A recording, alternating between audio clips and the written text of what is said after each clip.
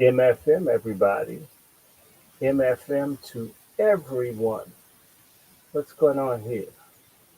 MFM, everybody. I want y'all to know that we are truly going to do what we have to do. Um, Everyone is alive. You hold on a second.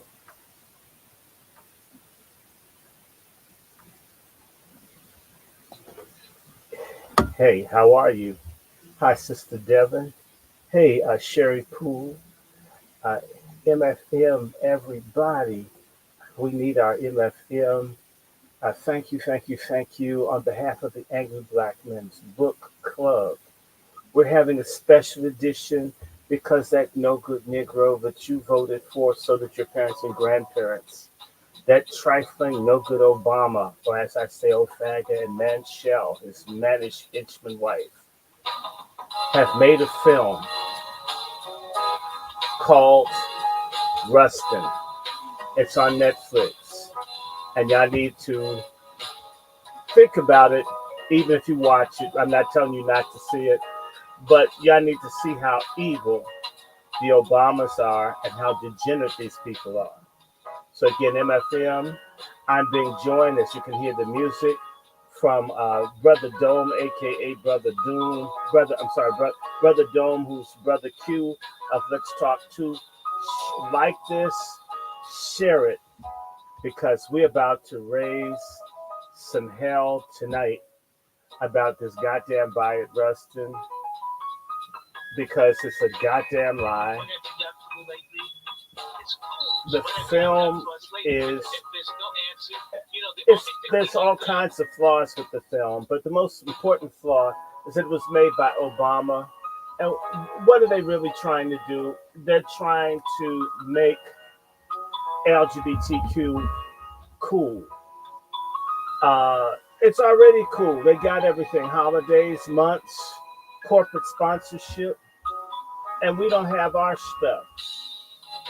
We should be very angry with the Obamas. We should be disgusted with the Obamas. We should be furious with the Obamas for making this film. Why not a film about somebody that didn't have controversy? Uh, why not a real, legitimate person that didn't have this dirt? It is a way to basically say, pardon me, but fuck you to the black community. That's effectively what this is. This Rustin film is a fuck you to black people, to black America. It's ridiculous. We'll be discussing the review show of Rustin that was executive produced by the Obamas. It's the Obamas are full of shit. So tonight, Dr. Shaw and myself, we're going to discuss the Rustin film on Netflix. It's trash. The other day, but I got tired. It's trash. It's very important that we understand that. It's trash. Hey, Devin, share this show. Share this show. Like the show. Tell people about this. And we got to do some more. Oh, we got to do this. Shows for about 3 or 4 years. And one of the things that I like to do is I really never like to do shows that depict. He's doing his intro to his audience. A lot of times things. And then we're going to merge. Lies and or an agenda. The Obamas come with a degenerate agenda because Obama's a nasty person. There's something wrong with him. He's going to be on this channel as well as he's on the Angry Man's Book Club channel right now. So hopefully, whatever channel you're on, you're here, you're supporting, you're hitting the like button, you're supporting Dr. Short with the Cash App, you're supporting the channel with the Cash App. Or the Patreon. Because we are, yes, we are avid book readers. And buyers. They keep us broke trying to keep on top of all this stuff. We don't want to be the type of people who just sit here and regurgitate information over and over, year in, year out. We want to grow as a community. Like the sorry ass people on the other channels that don't read, that don't point people to books. Now argue about sorry ass celebrities and stuff. Yeah, I mean, damn, we barely talk about celebrities because you know what? They've done a study. They found that stupid ass people, people who are not that smart, follow celebrities and stars. I have to send you that article. It's like I'm not surprised. I don't really follow what people are doing, unless I happen to really like I kind of like Whitney Houston, but I never felt like she liked dudes. So let me see. I got the first album, and then I got the second album, and by the time the third one, I was like, no, bitch. I didn't get the one with her name's not Susan, and I mean it's I just and I'm not certain people you just don't follow them. We don't do stupid black shit. So if you hate feminism, you're in the right place. If you hate simpism, you're in the right place. If you're sick of shallow, lazy, dumb fuck black folks, the majority, like the kind that think that vaccination is good for them. And then when they get sick, they're too prideful to admit that the same white folk who've been exploiting you for 100 years got your black ass again. Those kind of people we don't want. In fact, And Dr. Jordan, let's I just can actually do spike protein get your ass. I can actually do commentary on that stuff. I don't know if the audience wants it. I don't know. And it's interesting that you brought up with these because you got to remember, Dr. Short, where am I from? You're from Northern Jersey.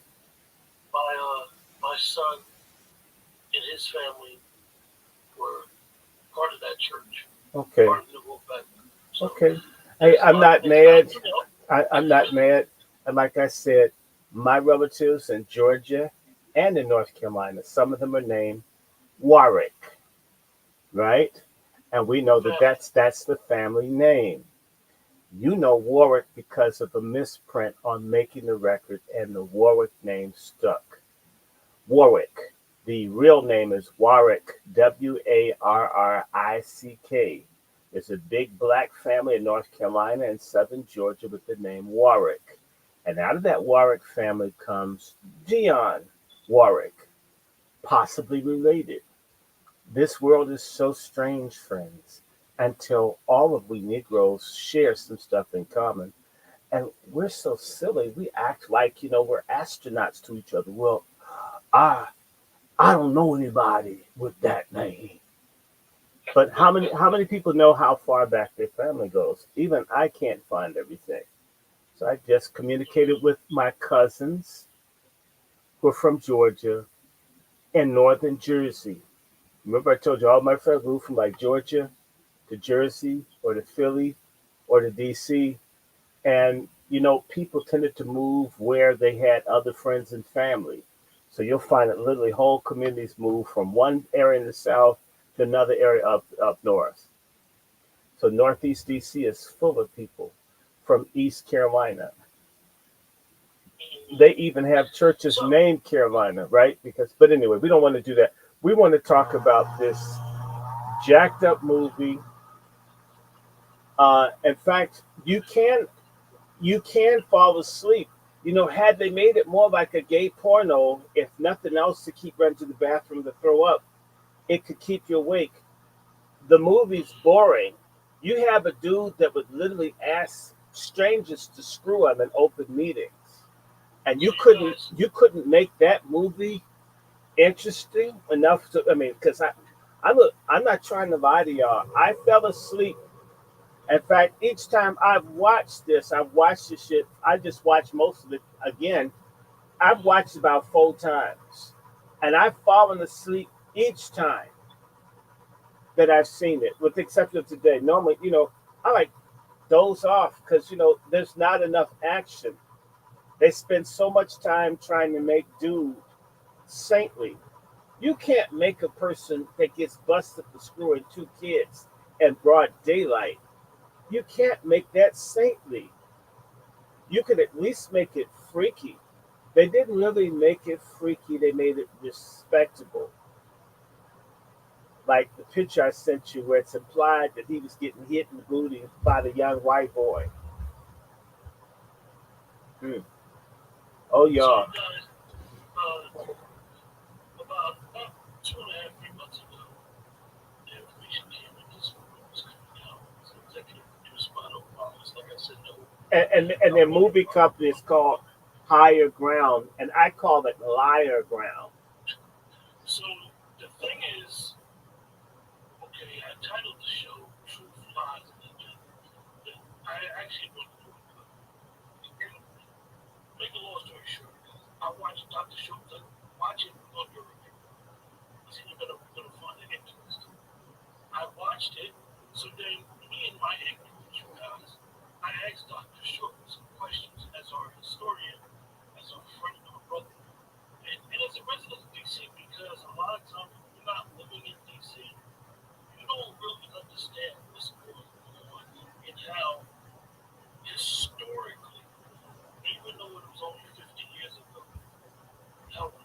American 60, 60 years. 60 years ago. Yeah. 60 years ago. Now it's been changed. Now they've twisted things. Now uh, the intention of the march in the beginning got switched literally during the organization. So I'm going to ask Dr. Short a couple questions during the show where he's going to educate us on the things that he knows and the things that even in this movie where they blatantly lied and why they lied. Or They shit busted that it. they got wrong that any dummy could have got better. Let me just say to you the thing that really pissed me off when I just saw it.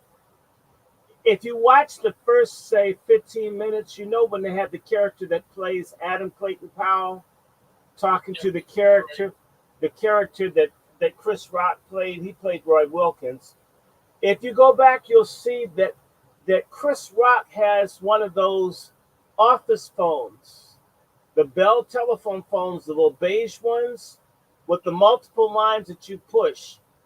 They did not have those phones in 1961 or 62. They didn't have those phones. Talk about the phones with the automatic switchboards. Yes, you didn't have that. You didn't have phones. You know why that stuck out? Because our house had 4 or 5 phones like that because my dad had his office in the home. So my brother had a line, we had like 4 or 5 lines. Those phones didn't become available until the 70s, if not the 70s. Those weren't there in the early 60s. They didn't even bother to get the detail. They didn't even bother to get the historical detail of the props right. Those phones tended to be green or black. That you didn't have the tan phone, two tone. You didn't have them. I'm just trying to tell you when I went into government offices in the 70s as a kid. Our phones were black typically. They did, and if you had multiple lines, it would be on a black phone, not a beige two-tone phone.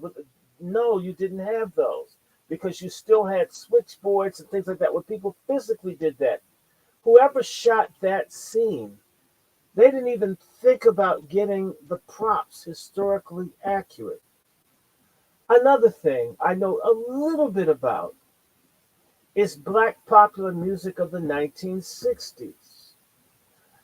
Uh, In 1963, Little Richard had long since made popular hit records. He didn't have a comeback until 65. The song that said, What You've Got's Got Me came out in 65. Little Richard hadn't had a hit since the 50s because he quit the music business and went to Oakwood College, which is a Seventh day Adventist school down south, and stopped doing popular music. So why are they playing Lucille when he goes to Birmingham, Alabama? I'm sorry, to to Montgomery, Alabama, or Atlanta, wherever he went to. I guess the Kings in Atlanta then in 60. Okay, right now that was a trip. So you got Little Richard, who's the song Lucille is from the 50s. Maybe it's from 1957. Little Richard stopped recording, I think, in 1957 or 58. I think it's 57. So by that point by the early 60s, nobody's playing Little Richard. They're playing the Drifters. They're playing Sam Cooke. They're playing but that's okay. Maybe they played in oldies, but the oldies format wasn't big until the oldies revival that came in the early 70s. So it used to be because rock and roll in 1960 technically was only 5 years old, depending on what you want to say is rock and roll. So if you've got all this new exciting music, there's no reason to be nostalgic about a record that's 3 years old, especially when that artist is no longer hot. The biggest artist in the country in 63. I mean, maybe you could have played Smokey Robinson, The Miracles, or you could have played James Brown, but they were not listening to Little Richard. I'm just telling you. There was another thing that they did. They had the little party. And remember, he comes in, and the young woman is turned off because he's an old queen talking to her. And they're playing Shotgun. Shotgun by Junior Walker's and the All Stars, recorded on the Motown Soul label. That record's released in 1965, so how could they be playing it in a 1963 party? Come on, Obama, punk ass nigga. You can't even get someone. And let me tell you what I got from that. Because I did a little bit of work in media. And what I found is people like Obama do not hire black people. I bet you if you got around higher ground, there'd be very few black people working higher ground. It's probably full of white people that worship the Obamas. And they trusted someone white to pick the music, right? And it was 60s. And they went with what that person put down. Again, Shotgun is a big R&B and pop record in 1965, not in 1963. That's outrageous. Someone should have done their music research a little better to get accurate songs that fit the time. And then there was another one. They were in some restaurant and they were playing Doris Day, Everybody Loves Somebody. Well, in 1962-63, the group, and she recorded that song in 1958. The group that had a hit by Everybody Loves Somebody, or Everybody Loves a Lover, is the Shirelles, the number one black and pop female group in America with the Shirelles. How do you have the white woman whose record is now recorded in 1958, so that's 58, 59, 6. Her record is 5 years old. And the new hit record that charts higher than hers, why didn't they pick the black artist's record that would have been more representative of what they would have likely heard in 1963? It's things like that that made me think, are you crazy? The other things, the boardroom meeting. First and foremost, do you really think that the NAACP, as cheap as they were, would have a field director like Medgar Evers travel all the way from Jackson, Mississippi to New York for a tentative meeting to hear this march plan given by A. Philip Randolph? That meeting didn't happen because the NAACP has a national board which does not include their field directors. It's a different group of people. So you've got two field directors from Alabama and one from Mississippi in a meeting. And something else I'm going to say, the NAACP, okay, did not have a black president and chief officer, whatever you want to call it, until the 1970s. There was a Jewish guy, name is Captor. I forget Captor's first name. It's some strange name. But Captor, Kaptor. The NAACP did not have black folks have the very top positions in that organization until the 1970s. So you mean to tell me you're in a board meeting with the big people in NAACP and there wasn't one damn white person there? What is Obama and Michelle trying to do? They're trying to make this black homophobia myth that blacks are the most anti-gay people in America.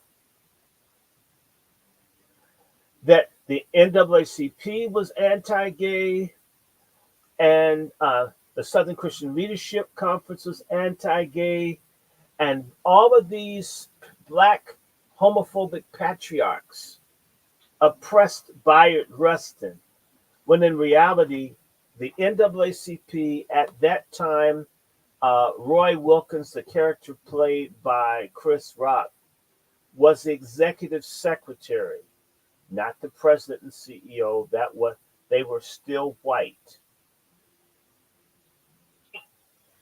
and that was the highest position that blacks got in the NAACP, and it seemed to be one of the few of the top positions that blacks got because the person that Roy Wilkins replaced was Walter White, who was nominally black but looked white.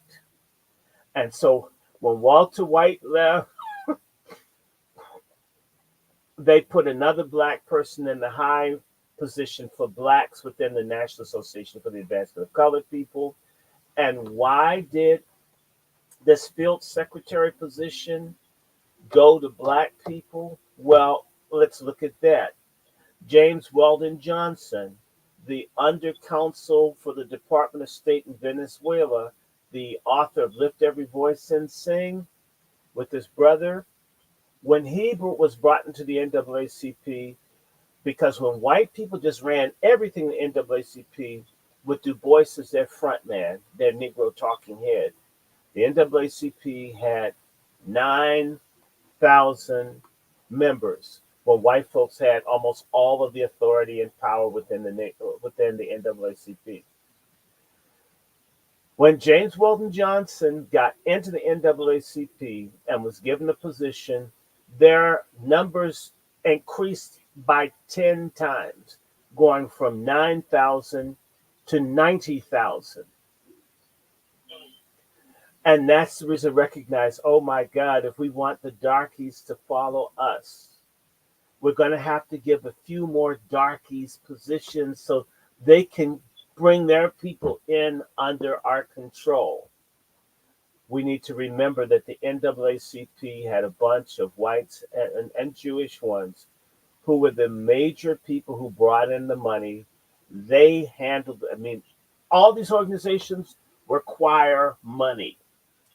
So Mr. Oswald Billiard and folk like that, they had the damn money.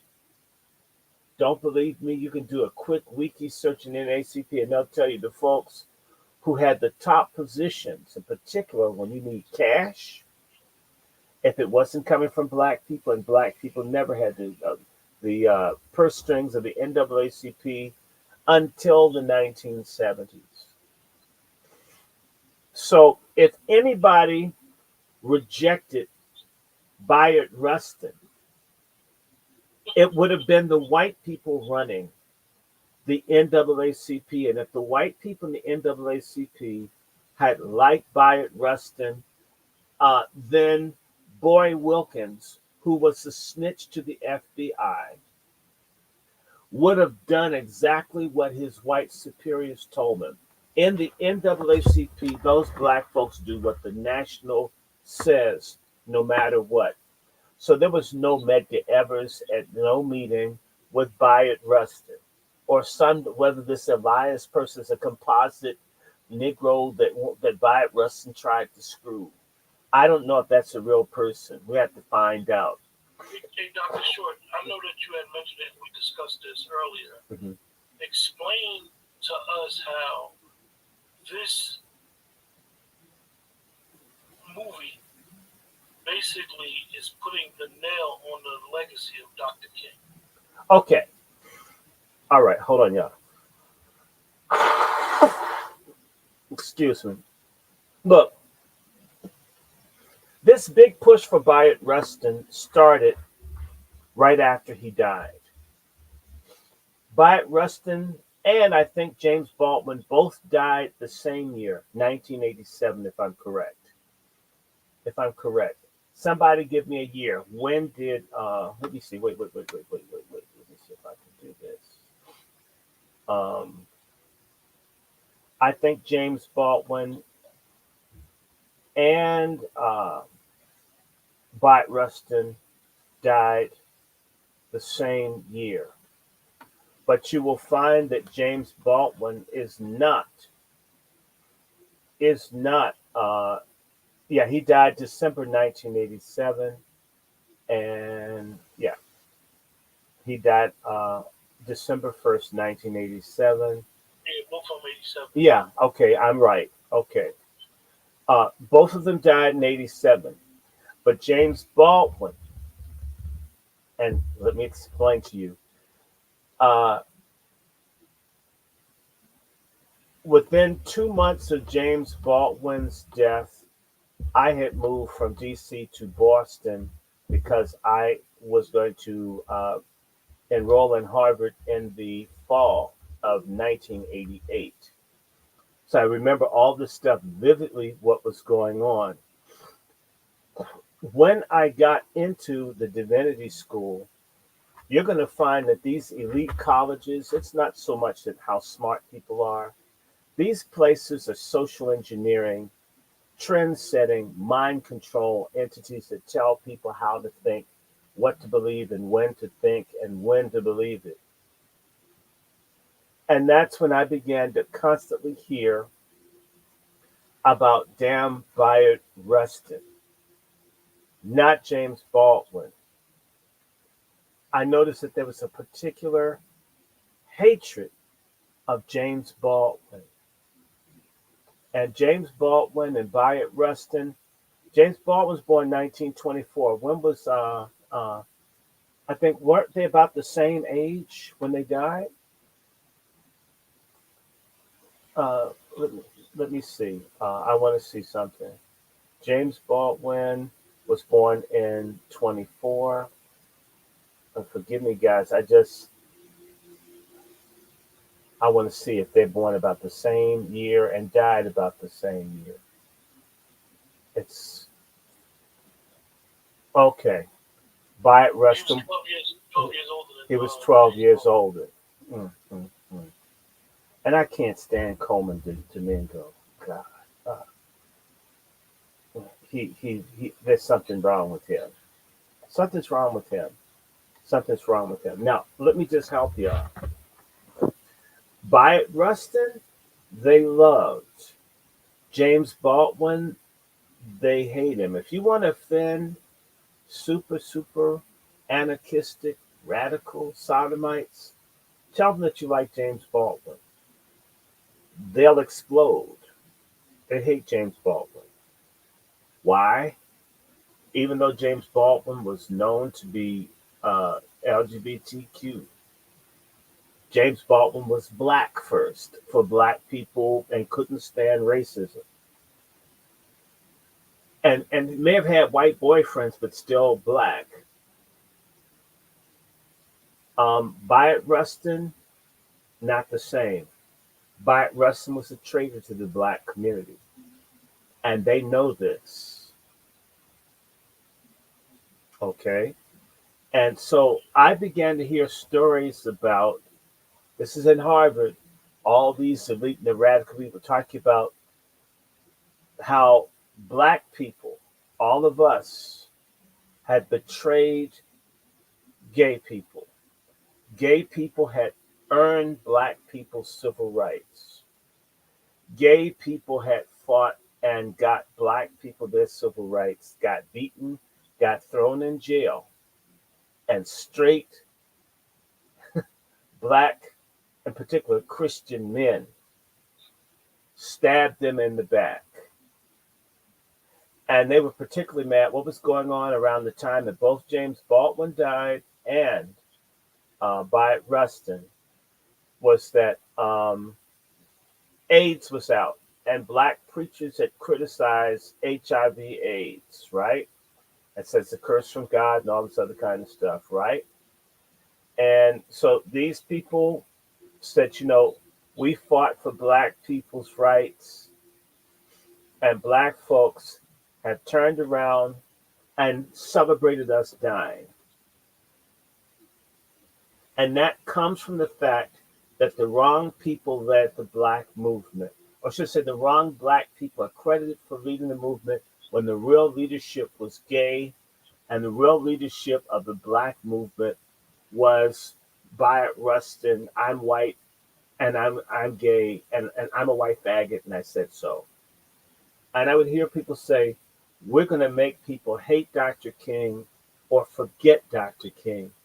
And before you know it, Bayard Rustin will be a household name, and he will be the leader that brings us all together. It was not Dr. King, because Dr. King was a whore.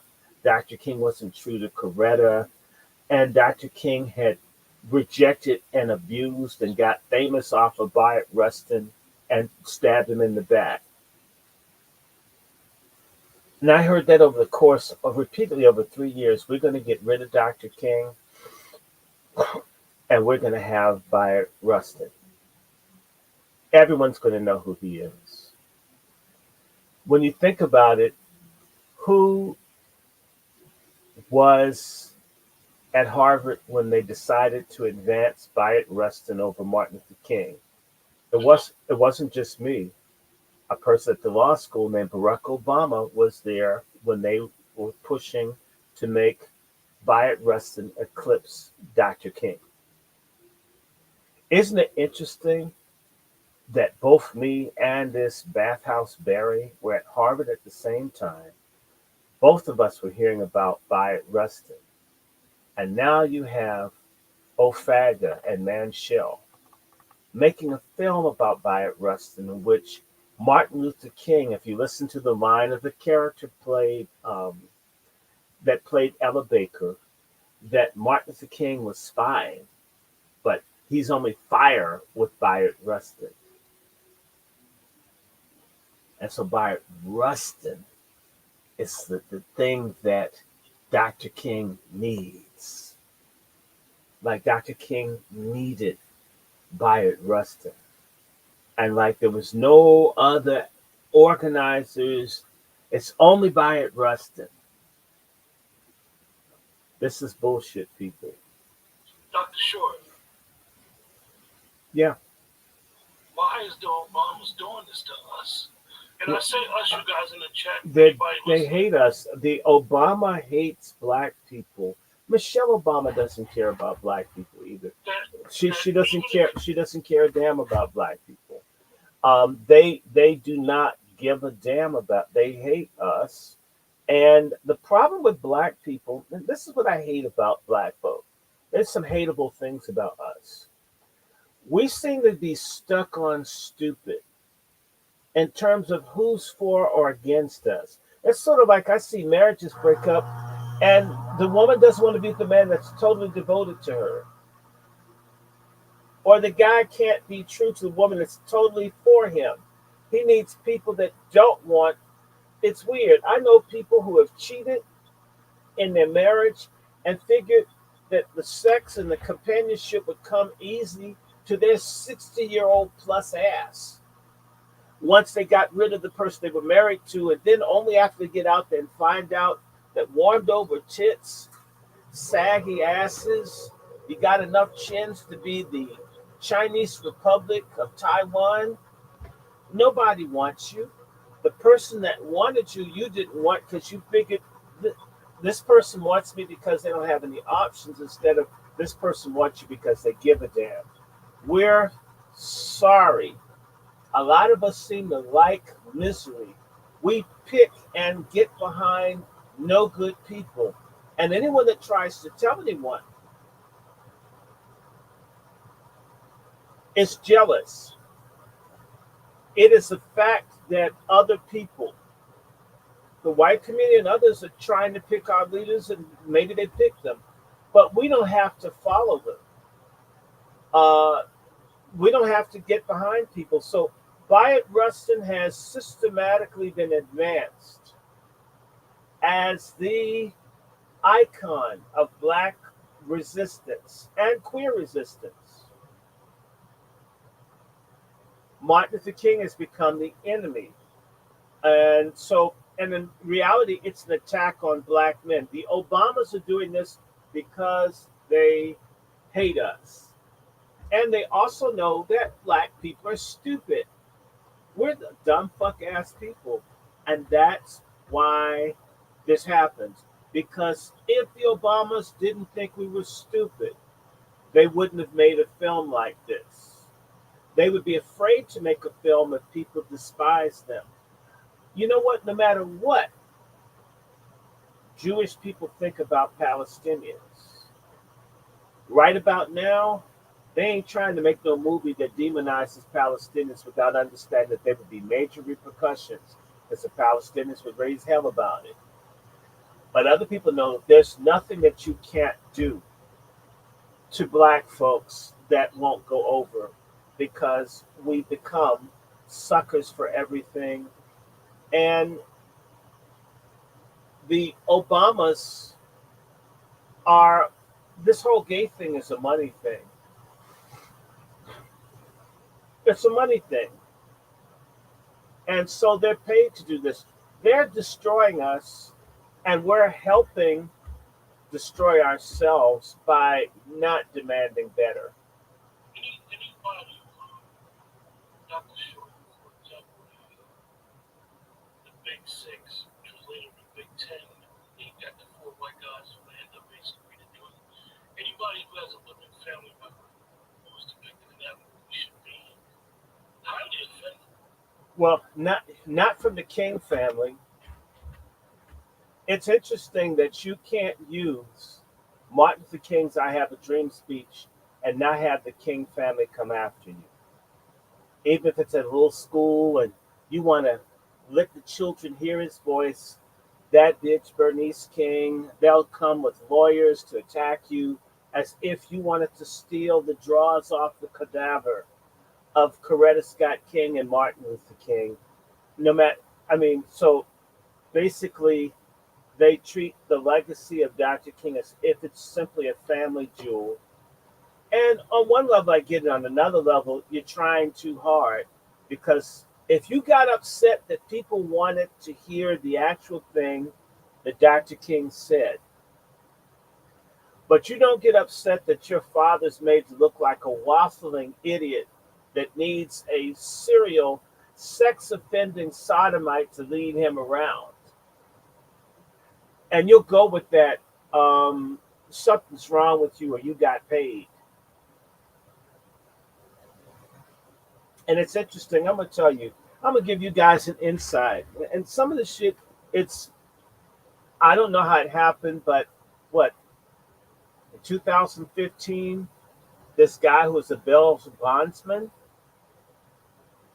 um, I don't know how this happened. Happened to know people that knew the film director Oliver Stone, and they had been trying to have a conversation with the King family because they knew people who were white who wanted to come forward to talk about the assassination of Dr. King, and Oliver Stone wanted to make an assassination film on Dr. King.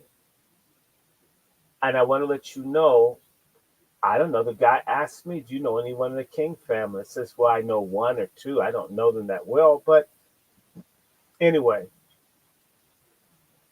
the people that were the pivotal ones, the King family, were not interested. They didn't even, can you imagine Oliver Stone? I mean, to me, if you could bring out what happened, I'd want to know. And I could get paid too. The film has never been made because they wouldn't even talk to the people. So it's interesting. You can't talk to you can't talk to them. But the Obamas can make this. And And it's a well-known fact also, Dr. Short, that the United States government lost in court and was complicit with Dr. King's death.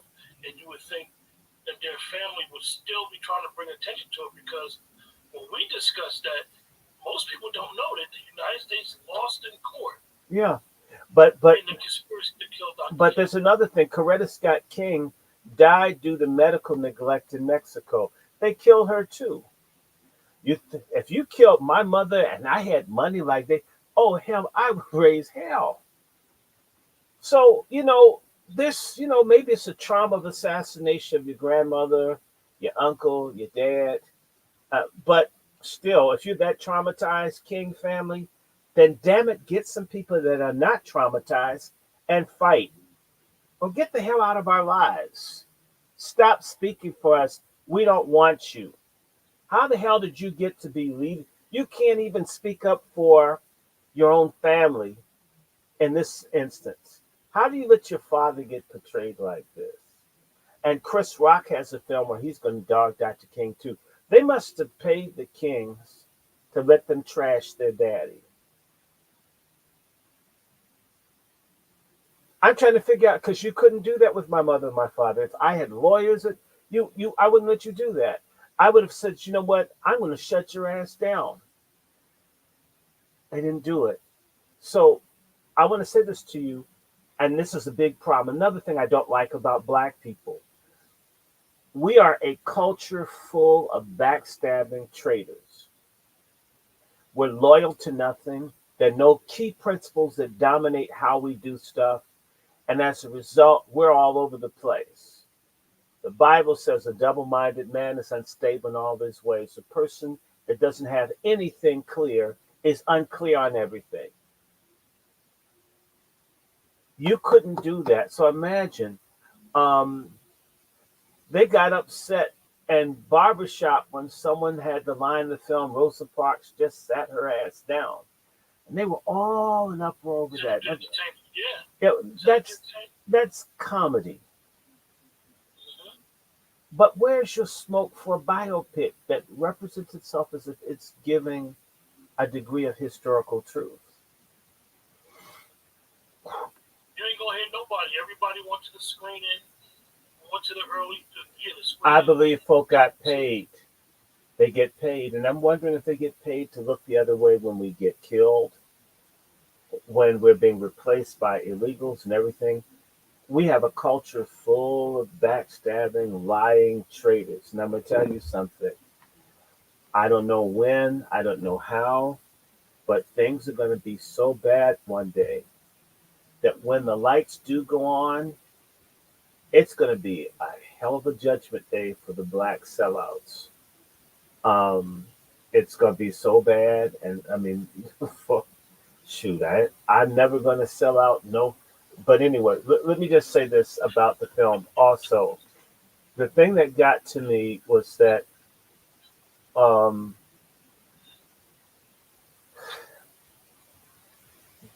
there's the thing that eats me the most is that even when they had the board meeting and they were talking about the marches that had failed or the marches on Washington, D.C., right? And how they couldn't do this and how they couldn't do that. Oh, And, yeah. okay, and they gave the suffragette march. Then they gave the Ku Klux Klan march. And then they gave the bonus march. And they gave these numbers. It was 8,000. Then it was 26,000. And then it was 40,000. And they deliberately misrepresented that if you look at it, and they try to make it seem as if for the bonus march that occurred in 1932, that it was all white. And the stupid ass line that liar Chris Rock said as Roy Wilkins, he said, "White boys." Like someone black back then would have said that in a meeting where there would have been white people. No, you wouldn't. You wouldn't have said white boys. And it's a lie. The bonus march that took place right here in Washington, D.C., shortly after my grandmother moved here from Washington, Georgia, that march was almost half black. What made people attack the bonus march in Washington, D.C., was that the whites and blacks were together, and that frightened the hell out of the white elite in this country. So it wasn't a white march, and yet the Obamas want you to think that the bonus march was a white march that got shut down, which made nonviolent protests in Washington impossible. They could have done better research. There was another march. There was another march that they should have mentioned. And I'm going to share this one.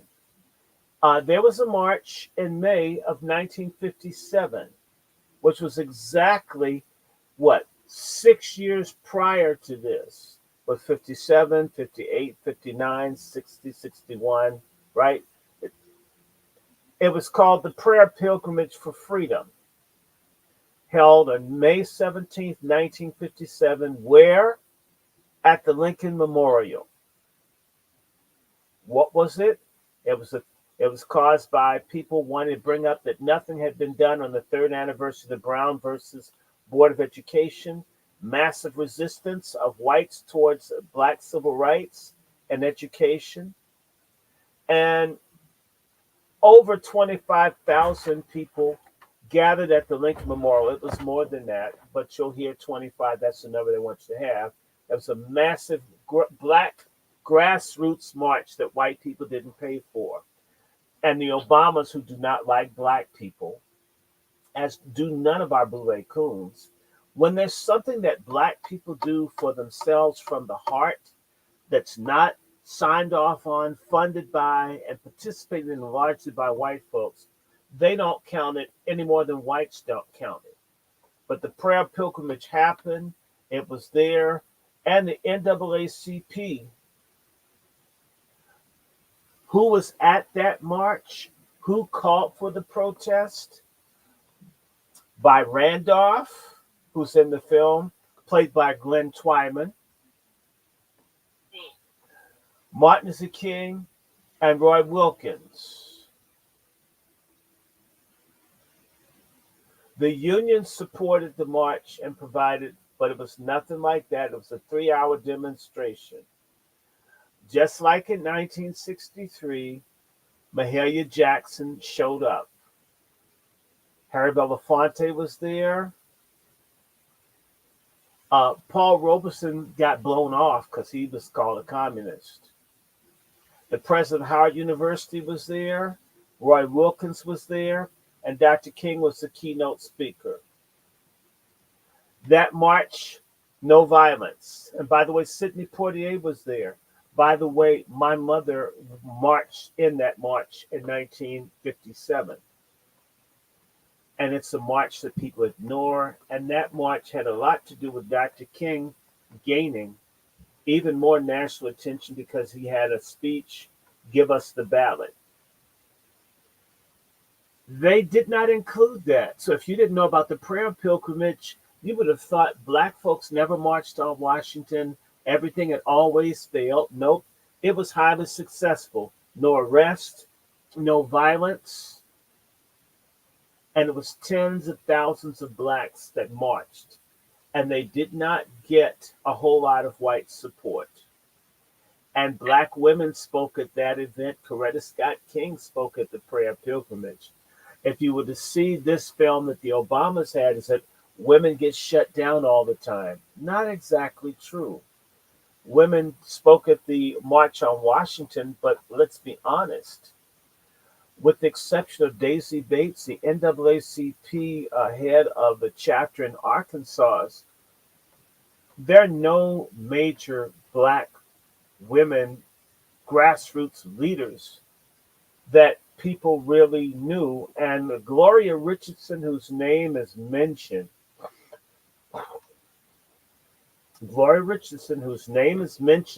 as the speaker that should have been there, doesn't come to national prominence until after the March on Washington for her protest in Cambridge, Maryland in 64, 65.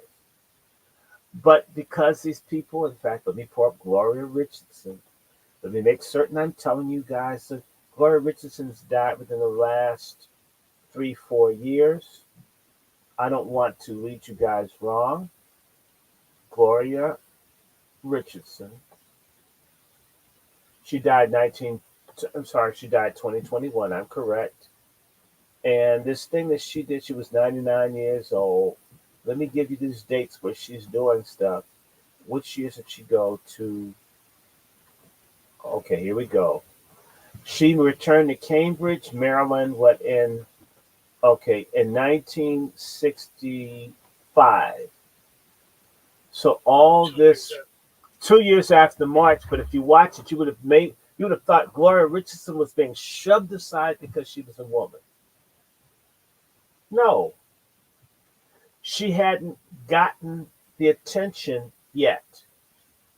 Um, what's her name? Um, Baker. Josephine Baker spoke at the March on Washington. There were a couple, but Josephine Baker, activist, raising hell, internationally known. Um, we need to understand how invisible black people were then.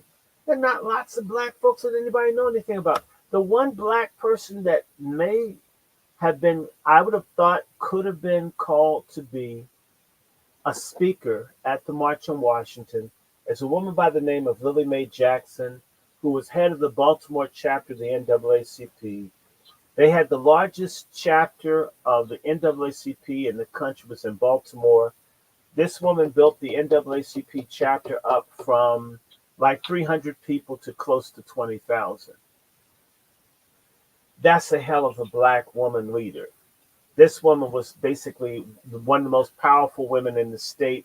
But I don't think that Lily Mae Jackson, who had a face disfigured because of a surgery, she didn't like for people to see her face too much because of the disfigurement. I don't think she would have wanted millions and millions of people to see that half of her face. You know, she looked like, what's that rock thing from the Fantastic Four? Yeah, so I mean, half of her face is pretty. The other half, looked like she got hit by napalm. So Doctor Short, they did in the movie. They did make my buddy Adam Clayton Powell a little funny. No, But no, Adam Clayton Powell. expecting I love Adam Clayton Powell. Adam Clayton Powell. Adam Clayton ex, Powell. I used to go to church Doctor with Short, Adam Clayton Powell the fourth. explain how Adam Congressman Powell wouldn't have had a beef with Barry Rustin. He had a beef with King. He did not like King. Okay, yeah, Him and King were rivals, for lack of better words. no. Let's talk about this. Black people have a generational problem. Okay, Adam Clayton Powell. Okay, was a Northern Negro from New York. New Yorkers are difficult to deal with. Yeah, I know it. All you New Yorkers know that y'all difficult. Adam Clayton Powell, when Martin Luther King was in maybe elementary school, Adam Clayton Powell was leading marches and protests. In fact, Adam Clayton Powell got into Congress in 1943-44.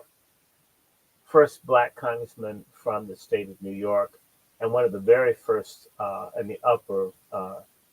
Adam Clayton Powell took on everybody and fought everybody.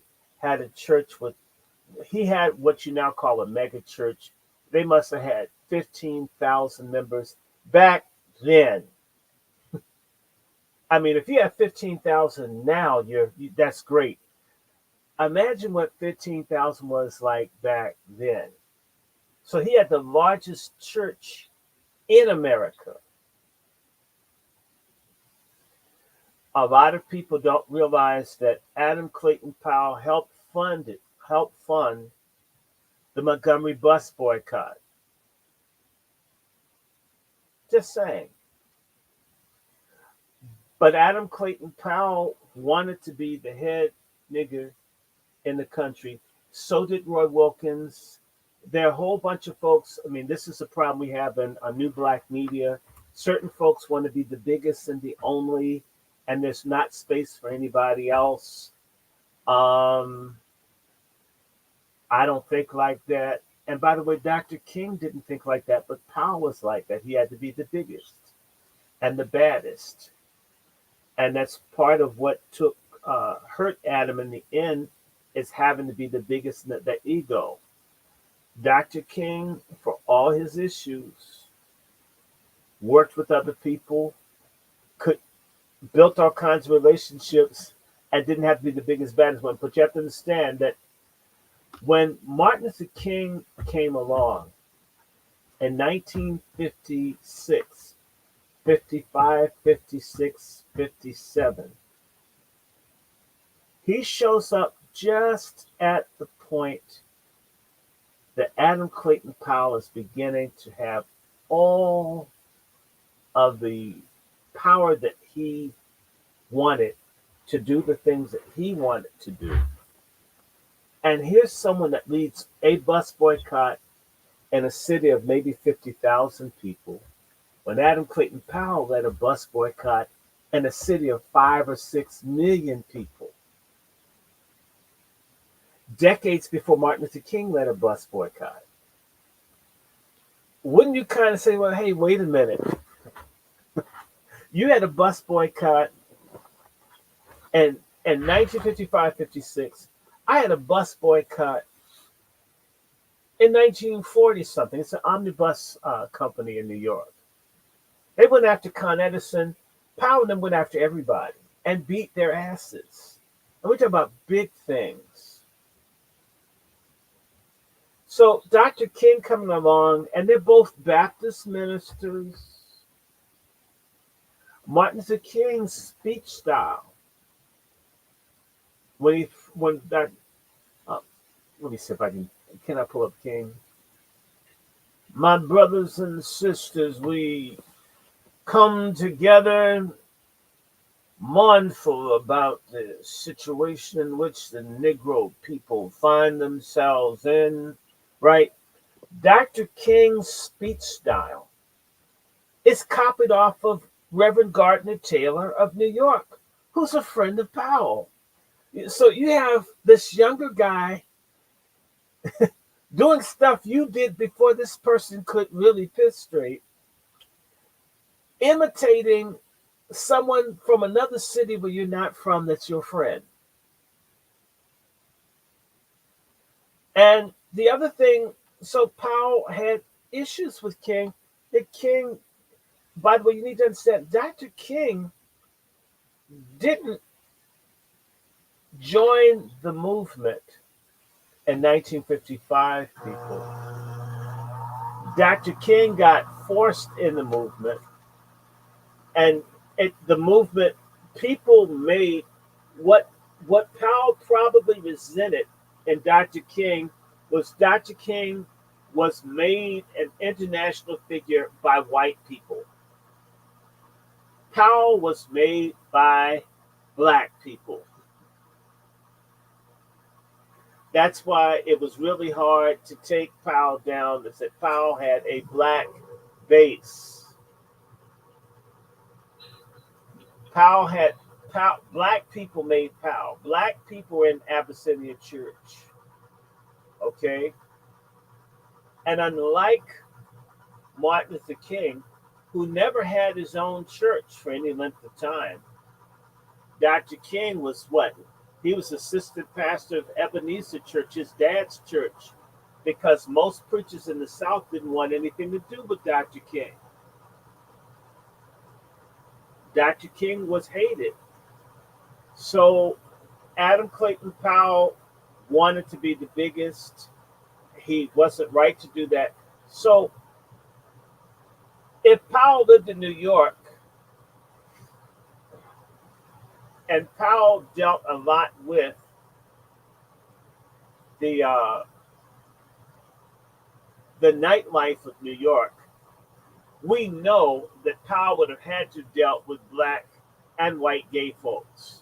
It's impossible for him not to have. It's impossible. I'm sorry. I don't care what nobody says. I'm going to have to relaunch this in a second for you guys on this channel right here.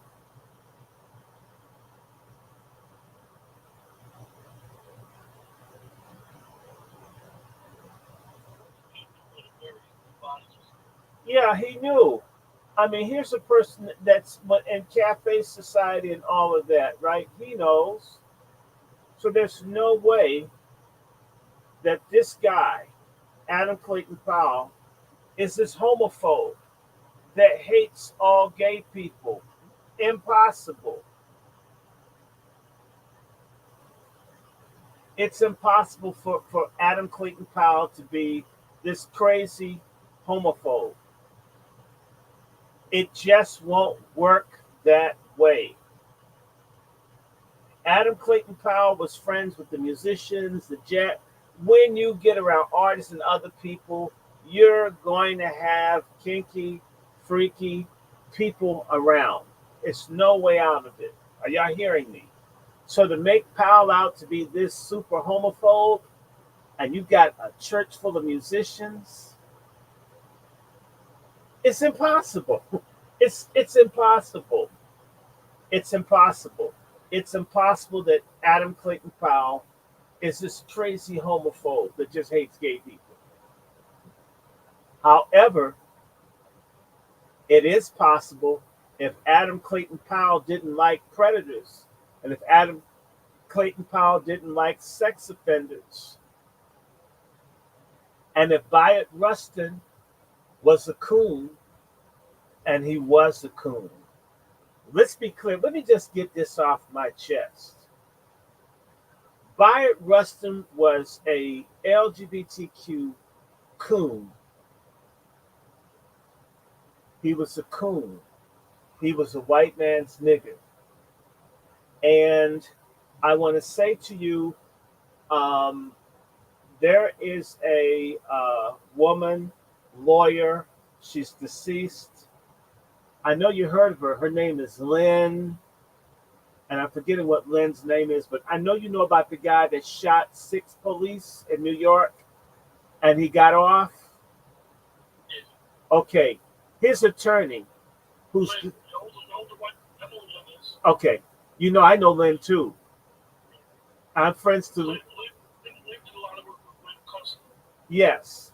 Lynn, I'm friends to Lynn's surviving husband. That's who I want you to interview.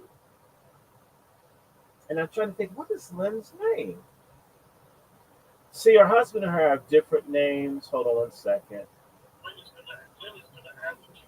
She's deceased, though. Lynn died a couple years ago.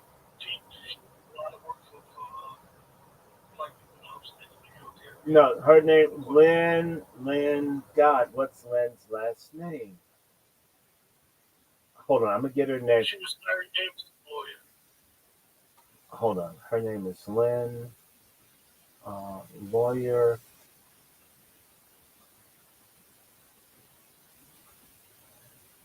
I think she was Larry Davis' lawyer.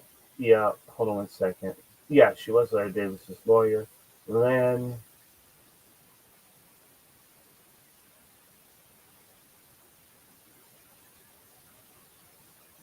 Lynn Stewart. Okay. Lynn Stewart. Lynn Stewart's husband, who's still alive. Let me pull up when Lynn got Lynn Stewart was. I worked as part of getting Lynn Stewart out of jail. I was a part of it. She died. She was born October 8th, 1939. Died March 7th, 2017.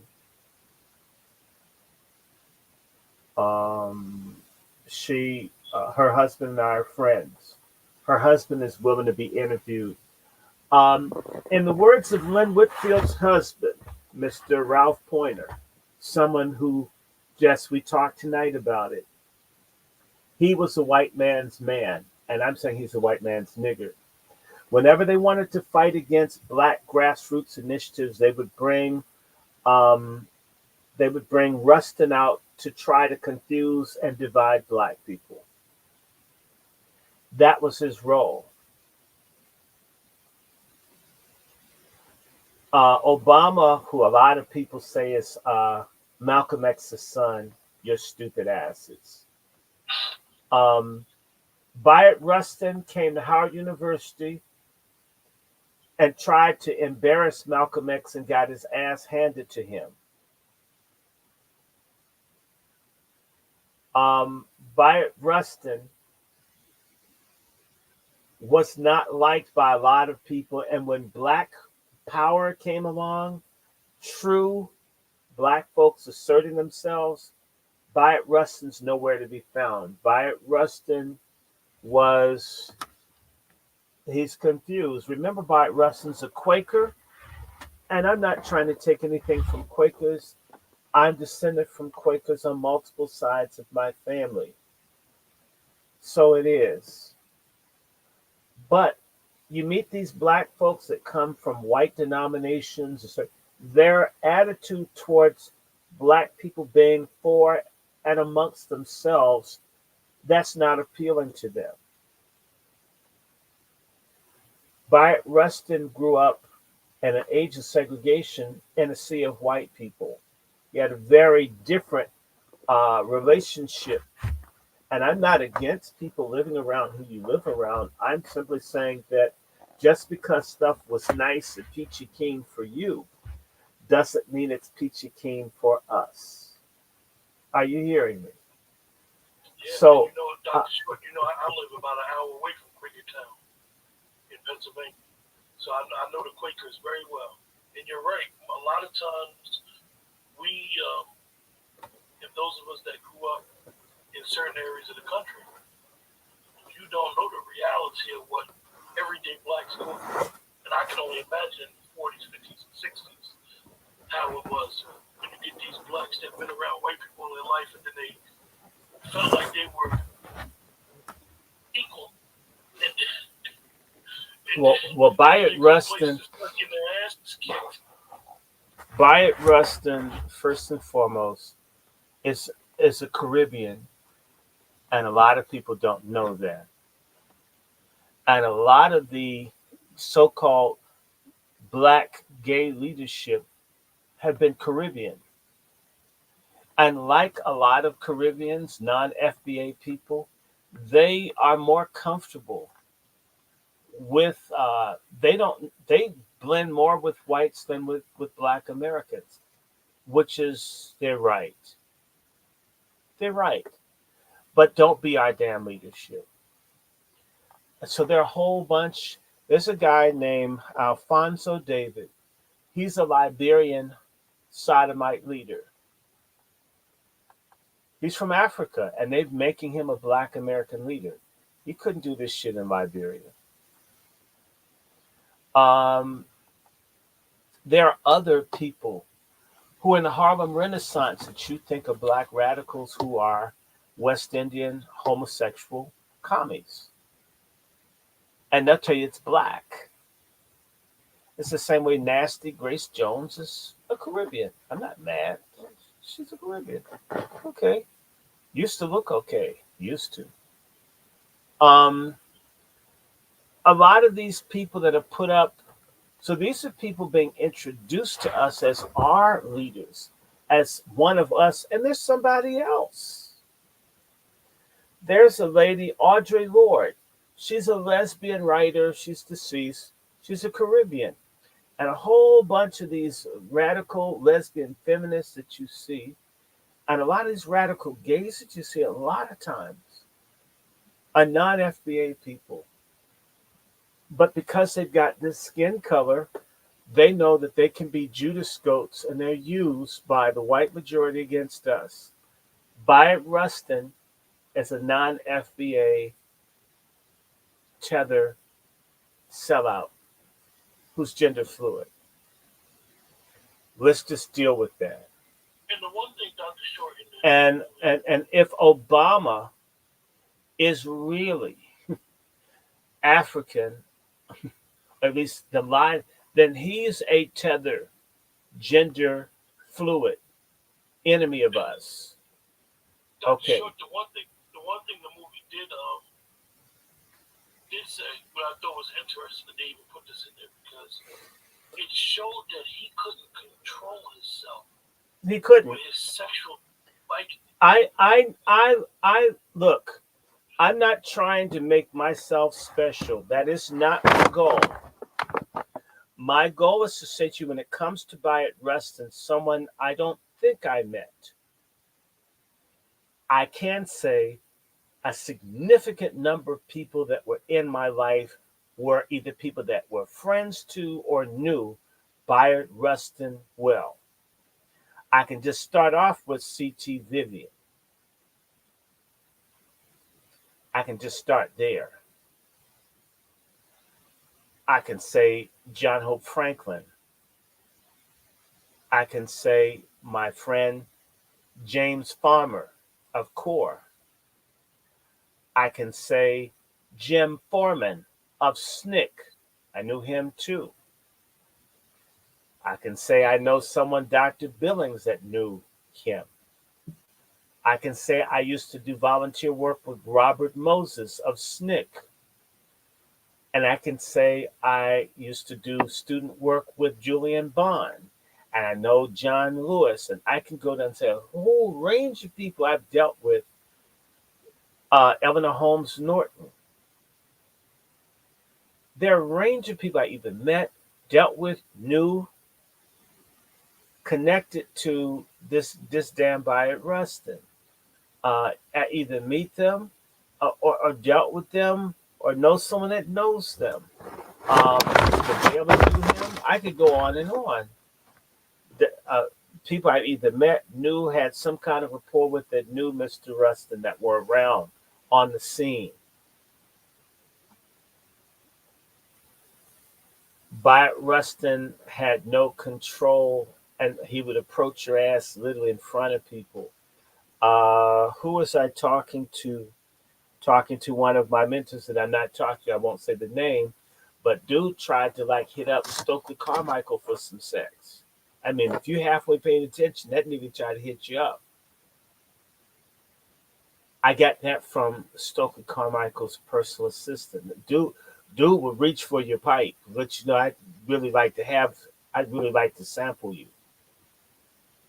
He had no control over it. And that's with all the diseases and things that were out there then and now, when you've got to screw everybody that appeals to you, you are sick. That's mental illness. I don't give a damn who doesn't like me. If you need to get with every person that appeals to you with all the stuff out here, you know, a lot of folks, you hear about Crohn's disease, and not, you know, you hear about Crohn's disease all the time now. You used to never hear about it. You can get Crohn's from getting fucked up the ass. Did you know that? So when you start hearing about these diseases over and over and over again, they're always, let me tell y'all something. The pharmaceutical corporations give a lot of money to LGBTQ. You know why? They can count on these folks with their reckless lives and reckless lifestyles to engage in activity that creates new strains of disease, which creates new scares. That's why they fund it.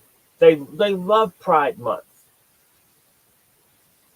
A year or so later, there's going to be some new shit that you don't want to get that everybody, you will pay $20,000 a year and you can afford it because you know, you gave a BJ to the interviewer. So you got that seven-figure salary job. You can pay $20,000 a year for drug. Have you ever had, look, some of y'all don't have no gay friends, no gay family. If you know real gay people, real gay people, I know about gay people that like fucking and will tell you, you know what? You can tell someone's gay. Look in that goddamn medicine cabinet. If there's enough shit in there to be like CVS, that's a dead giveaway. You know what they're living for. Not everybody. Some people are just sick. But let me tell you, gay folks, man, they like live in the drugstore because there's so much stuff you catch being out there. Yes, I said it. I don't give a damn who doesn't like it. If you do stuff like you go to someone's dungeon party and like 50 people leave a load of semen inside of you, if you don't think you're not going to need some special kind of soap and creams and antibacterial and oh, hell yeah, you will. And you know what? People are so ashamed that they don't have any control over it, that they've all worked through their organizations where you can't even give education on television because it makes someone ashamed. So you can't do AIDS education anymore to spare people because when they hear about living with AIDS, it makes them feel bad. Not the fact that you screwed 5,000 people in a year or two, but that you had to hear about it. And all the while, you can't handle hearing about anything that reminds you of what you're really living with. You want to read to kids when you're a sex offender. You want to shape the books that they'll read.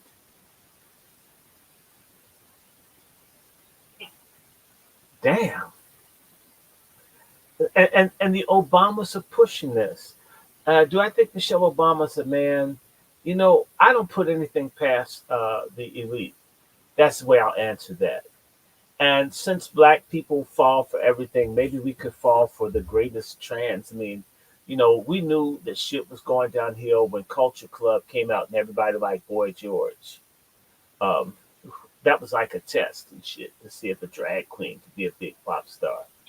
Literally, it was the dry run. Well, there's nothing dry about what they do.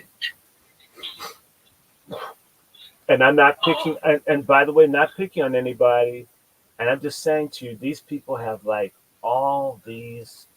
I'm telling you, yes, really know some gay folks for real? They got a whole big ass medicine cabinet full of shit.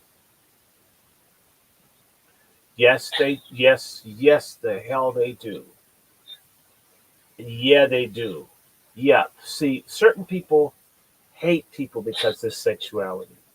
That's not where I'm coming from. I don't hate you, but I can see when it's wacky. Like, damn, how many of those do you have to take? Well, I got a throat infection. It just seems like, couldn't you just get some simple gargle with salt water? No, no. Okay, I'm out. But you got this right. You learn the shit. Just thinking what peroxide and salt water. No, let's be honest. And you learn. I don't go around asking people. God, you have a lot of drugs in your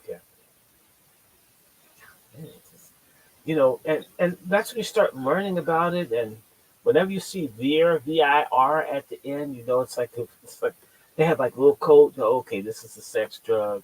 That's a sex. I worked in a pharmacy for a summer, and I began to learn all the medications when people want to kill a baby or a birth control pill. You could tell by the price, like the name.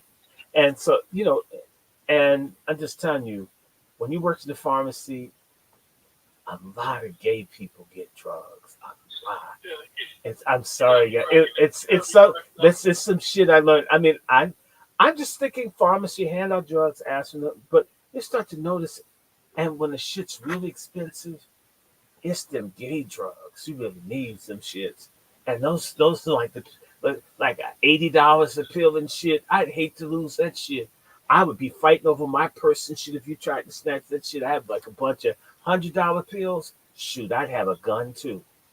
So I'm not judging. I'm just saying, damn, you know, if a pill costs us $1, we're tripping. These people getting these 80, 90, $100 pills, $200 pills. Damn. So you get like 4 or like 7 of them, and you're like, how is it that much? Why his deductible's $100. So and that's when I started looking up the drugs and shit. And this motherfucker has a cocktail. And you understand what I'm saying? I didn't. It wasn't like I was trying to know people's business. It ended up being your job for a minute. You start learning about all these drugs people use. You know, it felt like when those women in church, you just need the fan. I said, damn, you have to take all this. I'm not lying on anybody. I don't want people to have to do that either. So let me be very clear. I don't want people to be sick. I would like for people to be well, overcome the trauma, whatever. But buy it, Rustin, and James Baldwin, all the other people, but not James Baldwin. In fact, I know folks that knew James Baldwin, and what they said of James Baldwin was that he would discourage people from being gay. And he would not come up and have conversations about sexuality. It, I mean, and He was real B1. He was real he's like, B1, and He wasn't trying to get other people to be gay. In the words of one of my friends at New Baldwin, when this thing came up, it said, y'all leave this alone. This is my thing. In other words, he recognizes that this is something that everybody should not be into. This is what I'm into. Let me dissuade you from coming into this. Imagine that as compared to this by it Rustin that basically, like, yeah, but if it, let me tell you a story. My god brother, who died of AIDS in the 90s, literally until the EMS people came to put him on a gurney to take him to the hospital where he died. It's a nice looking man. These guys were fucking him with full blown. They just want to. They just want to fuck. Him having AIDS didn't stop them. Him being sick didn't stop them. Literally, I'm wondering if they had to pull the dick out of him as they put him on the gurney. Man, you're gonna have to pull out. Oh, man, why you abuse? Right. This, this is somebody I cared about. This is someone that mattered to me. This is something that I would have never wanted for Willie. Happened, sad. What do you do? And then I see Obama come out and praise this shit. And this is escalating shit with me and Obama. Do you really know what it's like to have to lose and see people get caught up in that? Um, I don't think that he usually bullshit. I don't think Obama's a monster to put this out. I can't bring my god brother back. I would if I could bring all these people back that I saw die, eh, to pull them away from that thing. But to hold this thing up as a hero to our people is insane. It's monstrous. He's a monster. He's trash.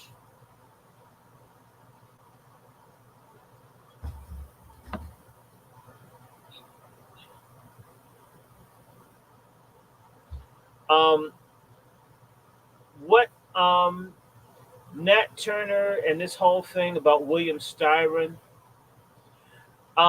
If Baldwin was a hoe, he was a hoe among hoes, is what I'm trying to say, Brian Brown. He wasn't out trying to recruit people that didn't want to be in it.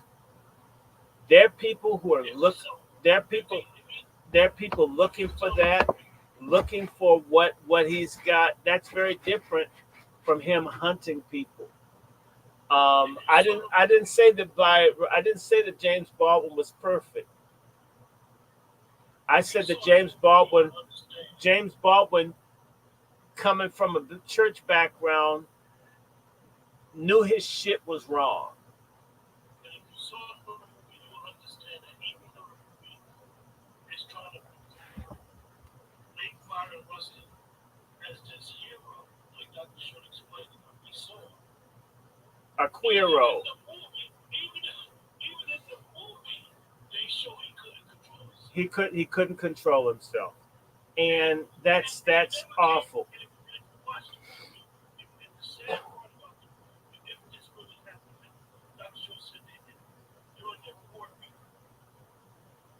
Adam Clayton Powell in the movie gave him a chance to come clean when he said, tell him about Pasadena.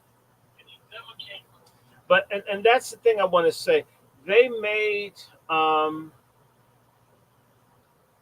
they made Martin Luther King look like he was intolerant. I want to remind everybody that if Bayard Rustin in Pasadena, California, neither 1951 or 53, I thought it was 51, but in the movie they had 53. Let's check their facts, guys. Um, I think it was in 50. I thought it was 51, and he was with very young people. By it, Rustin. Mm,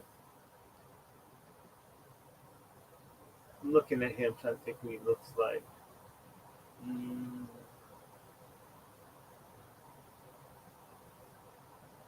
let me get this controversy. By the way, he was in the Communist Party. Let's get out of him. Influence of civil rights movement. Come on, where's the controversy? Are they gonna put this on here? From protest to politics, foreign policy.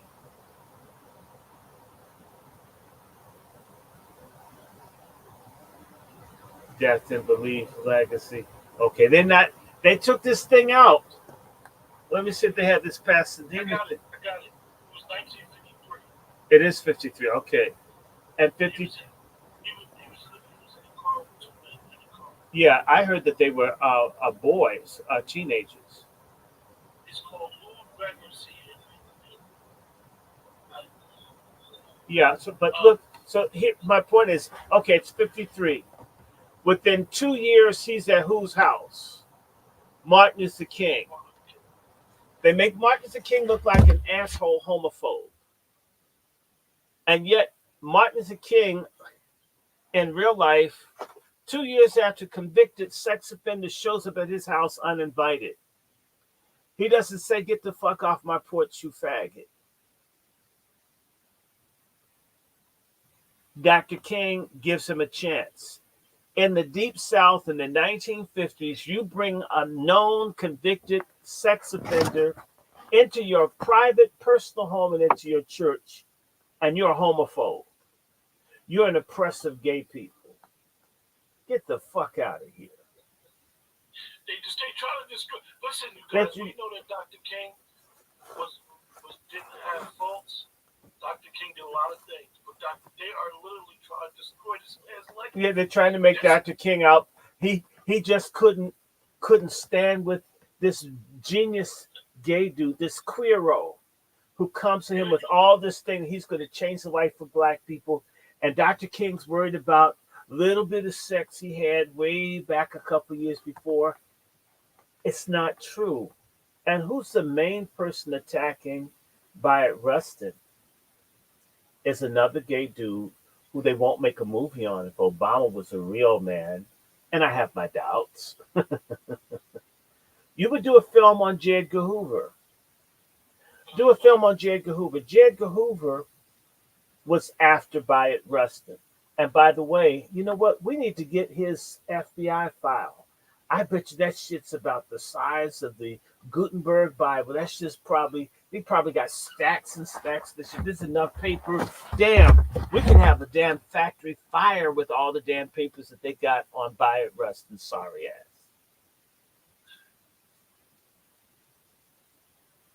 Are y'all hearing me? So, look, they made Dr. King look like he's no damn good. And in reality, Dr. King took a risk that you got an ex-communist, a convicted sex offender. And he's a loquacious, refined sodomite down in Montgomery, Alabama, where you're surrounded by Klansmen that have bomb your house and kill you. And then you bring a man who molested two white men to your house. Sit down and think about what Dr. King had up against his ass. And but hold on, what it also says, for any of you that have ever gotten involved in anything with black people, and most of you have not, you'll find so few black people willing to do anything to help out, till you end up being stuck with anyone you can find that will work with you.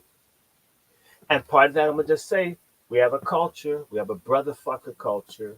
Black men are catty, backstab, and I shouldn't have to join an organization, Greek letter otherwise. I don't need you to slap me around or make me do all this kind of shit and take oaths. You should be able to work with me just because I'm a black man. All other groups of men are able to do this. It's inexcusable that we refuse to. Now, we want white folks to just accept us with open arms, but we don't even do that, black men amongst each other. So Dr. King, desperate for help and assistance, takes this sex offender into his home, and yet he's home, and he's homophobic, and above and beyond that, he gets rid of the guns and shit for this punk ass dude. Explain, Dr. Short, how, because I don't think sometimes a lot of people understand the climate of McCarthyism. McCarthyism, well, it's real simple, friends. In the 1950s, when the anti communist thing was going crazy, if someone denounced you as a communist, I mean, someone may just come and shoot you as a traitor, kill you, fucking communist. I mean, damn, it built it. These people, I mean, you lose your job, lose your house, lose your marriage. There were people committing suicide when they were denounced as communists. I mean, people turn on you. Think about it. You have people dying in Korea. You have all these folks getting killed or experiencing difficulty fighting against communists, and your ass is in their damn party. I mean, so you're down with my son getting shot in Korea. Is that what it is? Yeah, he wants my son to get killed by gun because he's just that. And if you don't understand, this is something that black people, you guys don't get. White people take that shit dead ass serious. And so if you say to them, you, in particular, white ethnics that escaped from Poland and Hungary, and these people come away from countries that have communist dictatorship, you start talking some communist shit, these people are ready to take out a knife or a gun and kill you. They fled it. They get very violent just like that. They lived under it. They don't care. I grew up around people who escaped communist countries. Just they are very. You have no. See, the issue with a lot of our people is that we don't really believe in anything. As much as we talk about how bad everything is in America, we really have no strong core beliefs or values. I don't see it. If we did, a lot of problems that we have wouldn't exist. That's the proof of it. The lack of action, the lack of proactivity around it is proof that we're in the head fucked. And it's not biological. To me, it's metaphysical. We've turned our back on God. We worship our secret societies. We worship white people. We worship wealth. We worship sex. We worship drugs. We worship celebrities. We don't have a Allah as Muslims do or a Yahweh as Jews do. We claim to be Christians, but you have to prove that shit by me. I see niggas go to church. Like I said in the church the other day, the liquor store sells liquor, the pimp sells pussy, right? The dope man sells dope, right? The porn man sells pornos, and the church sells bullshit. The bad guys actually deliver what you ask them for. The good guys are in deceptive advertising and false warranties. So don't talk to me about no church shit. It's not that I don't believe, you don't, because I don't see it practiced. And we become more degenerate as the people. Sexy Red's ass, that bitch would have been shut down 15 years ago, 30 years ago, 45 years ago. These artists and things that you see all over the place is evidence that our people have become morally debased and degraded, and nastiness and filth is a new norm. And you have to get used to smelling weed all the time, obesity all the time, tattoos all the time, witchcraft all the time, sage. It's whatever's evil and degenerate. Baby mama, baby daddy, bad music, bad food, bad hairdos, people with bonnets on their goddamn head. Whatever is awful is good and acceptable, and that's been normed. Let's be honest, that's where we are. In fact, that's one of the things I don't like about Buy It, Rustin.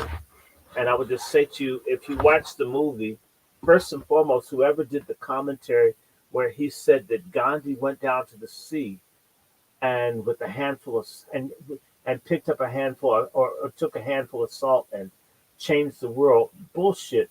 He went down to the sea and made salt.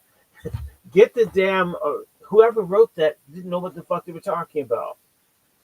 And Rustin, as you know, went to India on a sexcapade, which is where the CIA and them have records of him screwing everybody he could when he was in India.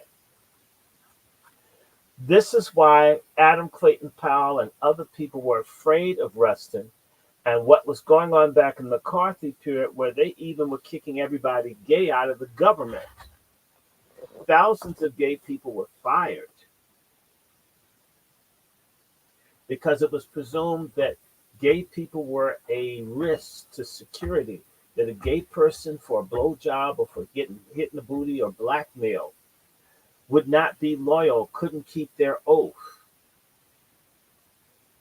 If you look at how we're betrayed by Lori Lightfoot and Eric Adams and a range of other black politicians, I would say that they're right, that sexuality for them leads them to be able to betray us. Whether it's Black Lives Matter, where these people put their white lovers and other people ahead of us because they have sex with them. We are betrayed constantly by this. Let's call it what the hell it is. Back to McCarthy, people had everything to lose if they were denounced as communist. Let me give you, in this very room I'm sitting, maybe 1998, had a conversation with C.T. Vivian. And I was criticizing Dr. Martin Luther King. And he said to me, you read a lot. And I respect you. That's why I talk to you. You've read so much. You really want to know what was going on 60, 70 years ago. I can see you've really searched to try to know. And he says, but let me tell you something. There's some things that aren't written in books. There's some things that are never going to be written down. And there's some things that certain people aren't going to tell anyone because we don't want to tell anybody. But what you just said about Martin Luther King, you don't know what the hell you're talking about because you weren't there. I was.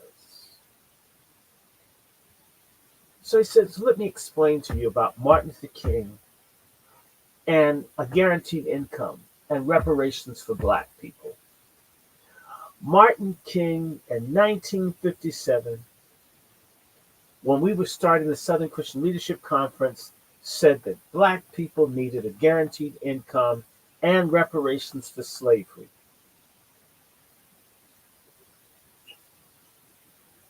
We were just starting out in the SCLC. It said people began yelling and screaming at King and saying, Martin, we really like you. Why do you want us all dead? Why do you want to kill us, Martin? Why are you going to get us all killed? We've got families. Martin, yes, we need the money. Yes, all of this is true, Martin. But, man, you want McCarthy on us? Between McCarthy and the Klan, we'll be dead in a week. They'll kill us all. They'll kill us all. Don't kill us, Martin. Martin, we can't do reparations. Not right now. We can't do guaranteed income for black people. Not right now. We can't do guaranteed health care for black people, Martin. Our people won't even support us as we get killed trying to get it for them. They're afraid of the little bit we did with the buses. Martin, go slow. Let's get some more national legislation passed that helps black people see that we can win because they're against us. We all know we were lucky we won in Montgomery. But I mean, you can't even, and so Dr. King says, okay, I won't fight for this right now. So what did they do? They did lunch counters and bathrooms and stupid shit. And once they got what? Civil Rights Act 64, Voting Rights Act 65, what did Dr. King do? He immediately went to Chicago and started talking about money and poverty. And Dr. King ceased to be popular the minute he started really dealing with the core issues of what black people were facing. People began to see him as a dangerous person. And what does he do in 67? He comes out against the war, right? So you talk about helping people out the poor, you're against war. This sounds like communism, okay? Part of why Dr. King got killed, Dr. King is leading a communist revolution. He's a liar. He's not a black preacher. He's a communist hiding in a preacher's outfit. He's more dangerous than Malcolm because he's got the legitimacy that he's a Christian minister, but he's a dirty communist. We know this. Okay, this is what he's done. And so what does Dr. King do in 68? Or what he's planning in 67 is what? The Poor People's Campaign. To do what? To demand reparations. And by the way, I didn't know that the March on Washington that Rustin and them had was supposed to have tents where people stayed in Washington until they got what they wanted. I don't think that that's true. I think that they took the Poor People's Campaign of Dr. King and made it seem as if Rustin was talking about this in 1963 to make you think that the Poor People's Campaign was Rustin's idea. That's another falsification in that film to make you think Martin Luther King's concern about the poor started with Rustin. It's not true. And again, the prayer pilgrimage of 1957 did not involve Rustin, meaning they had already had a successful march, a last minute march. Got at least 25,000 people in the streets with almost nothing. They got it. So McCarthyism and all that people are afraid of. Remember, the prayer pilgrimage took place in 1957. A lot of you have forgotten this place called Peekskill. Peekskill was where Paul Robeson gave a concert, and because he was associated with being communist, people were being beaten up. They were trying to kill everybody black that they could find because the people were black and communist. They already hate us for being black. Imagine being a black communist. Damn, just being black got you lynched. What would being black and a communist do? And you'll see, even up north, Peekskill was in New York, where white people were being attacked, people were beaten for coming to a concert given by an alleged communist. Folk were ready to kill people. Peekskill. Look it up. Share it with your audience, brother. I'm gonna share. I'm gonna pull it up and share it with mine. That you want to know what it's like when you get denounced as a communist. It's what you're gonna see. A lot of you. Just imagine, my friends, what's gonna happen. Peekskill riots, 1949.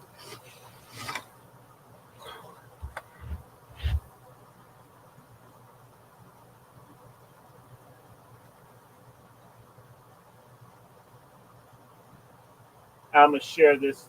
Let me see if I can copy this and share it with you.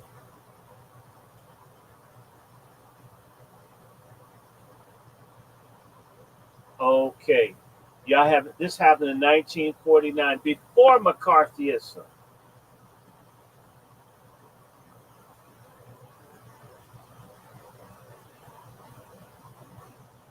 In Peekskill, New York.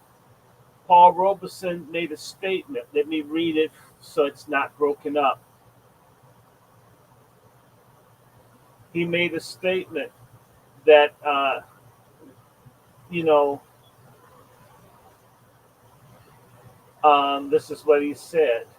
We in America do not forget it was the backs of the white workers in Europe and the backs of millions of blacks that the wealth of America was built, and we resolved that we to share it equally. We reject any hysterical raving that urges us to make war on anyone. Our will to fight for peace is strong. We shall support peace and friendship among the nations, among all nations, with the Soviet, Russia, and the People's Republics. This is a statement he made in Paris. And they had his passport taken. Folks wanted to kill him. There was a point not too long ago, friends, where if someone even said that you were like that, you're basically your life is over. Adam Clayton Powell's wife, God, Hazel Scott, was denounced as a communist for knowing people that were communists. It basically destroyed her career. They would make you come before the House on Un-American activities. And if these people found that you were a communist, they could have you jailed. They could just destroy you. They went after maids, secretaries, just anybody. If you halfway did anything that they said was communistic, they could come get you. So imagine if Wyatt Rustin was a communist in the Communist Youth League, and he's black, and he's a sex offender, and he's gay. And Dr. Martin Luther King down in reactionary ass Alabama takes this man into his home and his church. Damn, that's a hell of a risky move.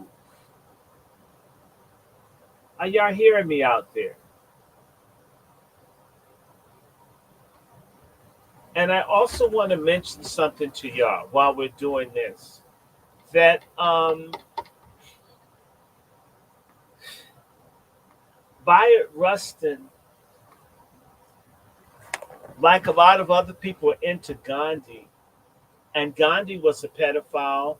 Gandhi was bisexual. Gandhi hated black people's asses.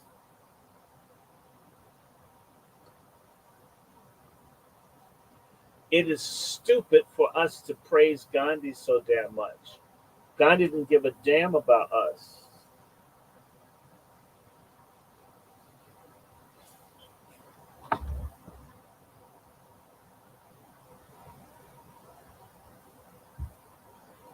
Yeah, it's bad that we self, and the communists had a plan, a thing called Comintern, which stands for the Communist International.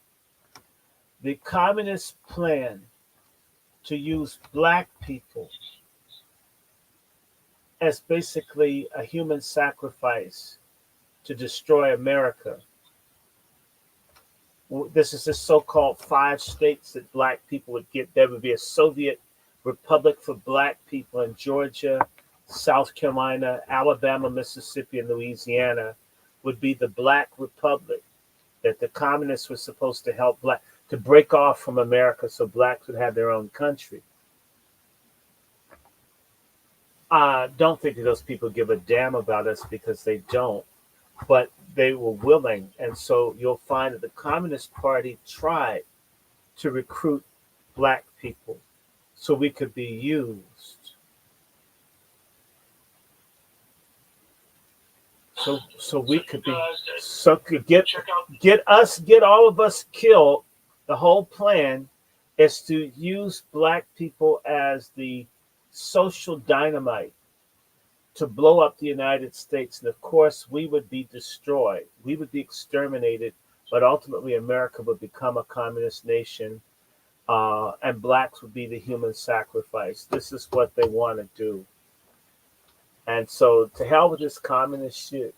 I mean, I'm not for it. I don't give a damn who out there is. Karl Marx was a racist. Engels was a racist. I don't give a damn about none of it. So you guys, if you check out this movie or whatever y'all want to Yeah, call it, y'all want to what? Well, it's I call it separation a of empire. bio trick. It's a bio trick, and by it, Rustin, all they're trying to do. I'm gonna just tell you what they really want. The whole purpose of this goddamn Ofaga and Manshell, what they want to do, what's being implied is that you had this queer man was the architect of what caused the civil rights movement to really have an effect. When Adam Clayton Powell did way more than Bayard Rustin ever did, and just could say that, and he liked pussy. So we should celebrate people that like pussy too, right? Perhaps more so. Let me say this to you.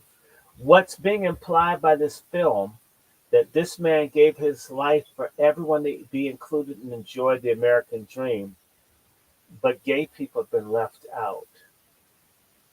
And that wording is actually used in legislation that's pending in our Congress called the Equality Act. That gay people don't enjoy any of the benefits of American life. Literally, they changed all the wording of the Civil Rights Act to make it seem as if gay people can't get housing, gays can't get education, gays can't get jobs, while everybody else is getting it.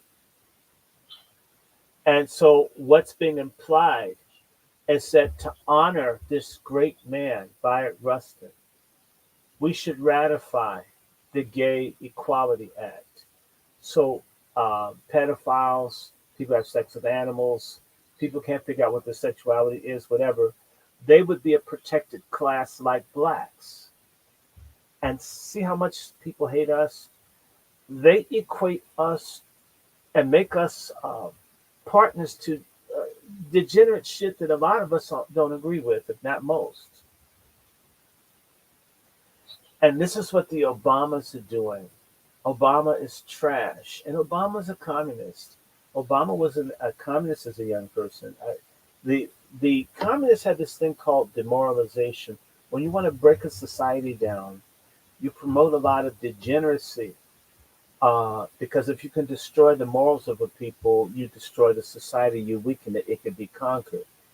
I'm going to say this about Rustin. What makes him so evil is that he wanted black people to be disarmed in a country where the Second Amendment is everyone's right. So you can't own guns and you can't fight anyone.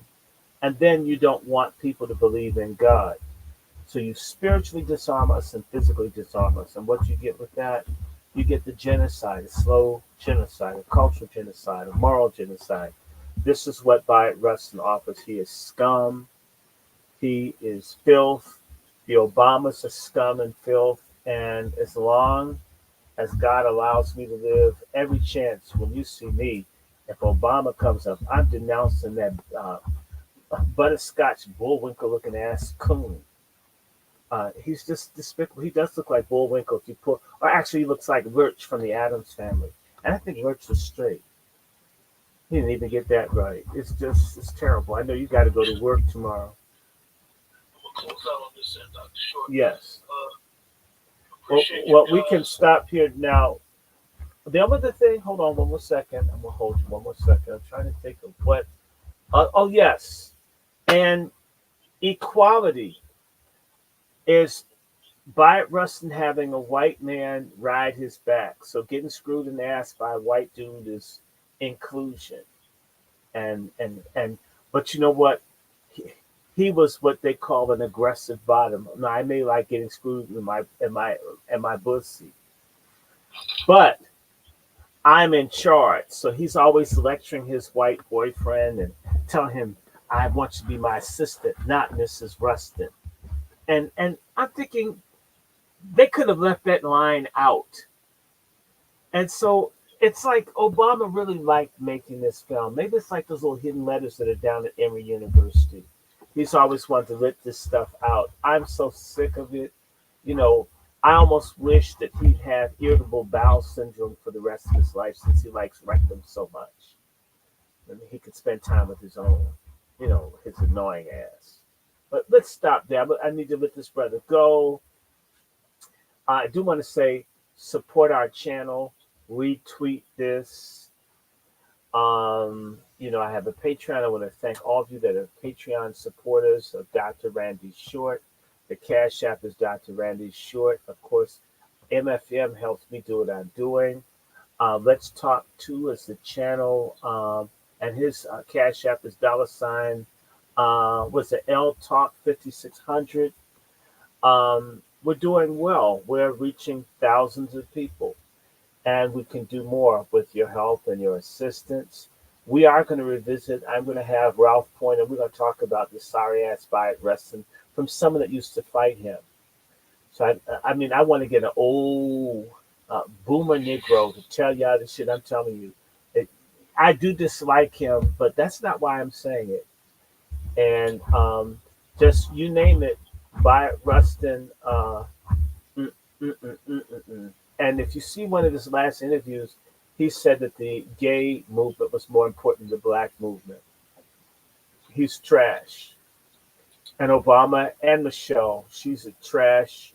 I mean, and the thing is if Michelle Obama were a man, and we were certain of that, we could be more aggressive in criticizing her. But because she gets the benefit of the doubt for being a woman, folks are more polite in how they talk about her. But the fact that she signed off on all this nasty shit that her husband does, she's the same, if not worse than him. What kind of woman wants rainbow colors on the White House? Take your kids around to do that. What kind of woman tells Dwayne Wade's son that wanting his wiener cut off is something to be admired? Michelle, you don't want anyone to cut your wiener off. Whatever that thing looks like, she's got like some wild kielbasa running around in her pants as she comes down the steps.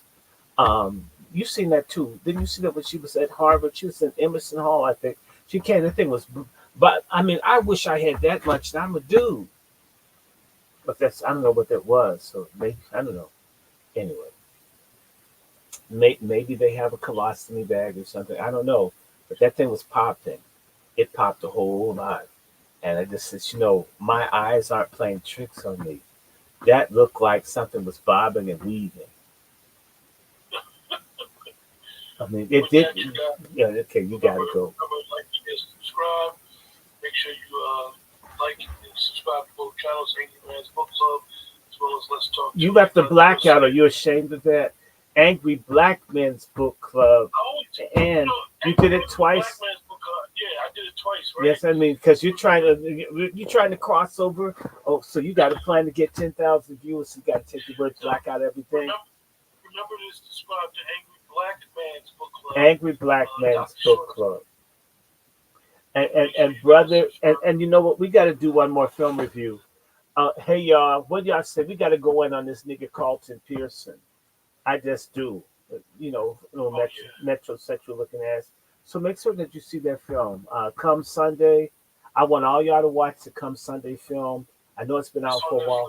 It's on Jerk Off Flicks. Just see it, and we will be back in books. I hope you guys, as a person from multiple Indian nations, Thanksgiving, it's a time for family to get together. It's always weird for me because my family it's like a damn Indian family, and we celebrate the holiday and shit. Maybe it's because we all weren't killed off and shit. Maybe we're lucky, Anyway, good night. God bless. We will be back in books. Oh my God, I can't wait. This next wing, I got just some more of a Shirley Chisler to do. And then it's going to be a war on feminists. So if you hate feminists and this is the right channel, share this with all the patriarchs. Okay. Love everybody.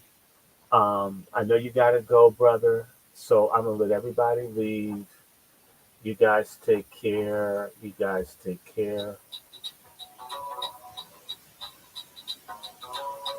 And let me stop here.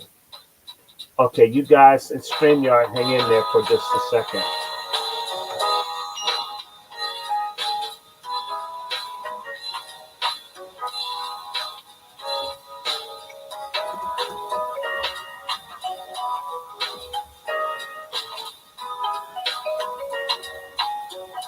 Hmm.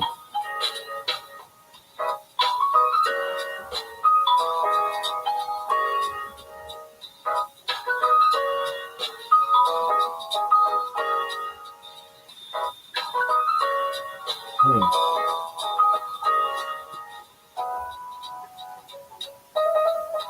Mm-hmm.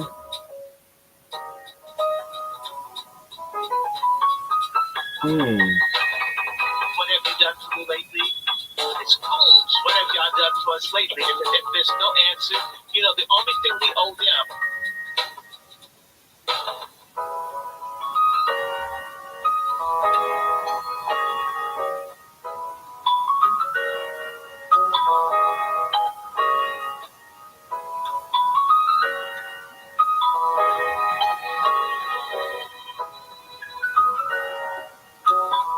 Okay.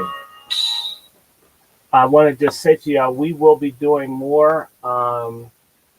I want to thank all 26 of you. And hi, Sister Miriam. I'm going to give you a call. We're going to continue to crank these things out. We'll be doing more. Needed to take a second out, but it's coming. And wow. Uh, and by the way, we need to do a follow up on this whole Gaza thing. If you heard about the 3 Palestinians that got shot in Vermont, I'm begging you, stay out of the Palestine-Israeli conflict. I do give a damn, but I give a damn about home first. They have training camps for Islamic groups, military training camps, and the Jews have training camps. We blacks don't have anything. We need to stay out of other people's feuds and fights. I care about young people dying, but they're dying every day here. And again, as I said in my radio interview, we've aborted 20 million babies. We don't cry over those, but we're going to cry over 5 or 6,000 Palestinian babies, and we killed 20 million of our own. We need to grow the hell up and sober up. Hamas has succeeded in putting a two-state solution on the table. We haven't gotten reparations or an anti-black crime bill on the table.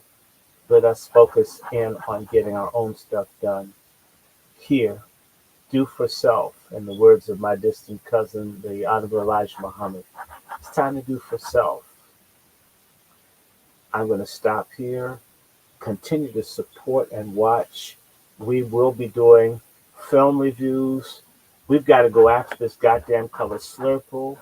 I am so sick and tired of Oprah Winfrey. Please join. I will be doing that. We're gonna get Oprah. I'm gonna get that pufferfish broad. Just as sure I'm gonna get her. I'm gonna get her. Um, and we all need to boycott that film. Anyway, I'm gonna stop for now. You guys be good. Love and peace.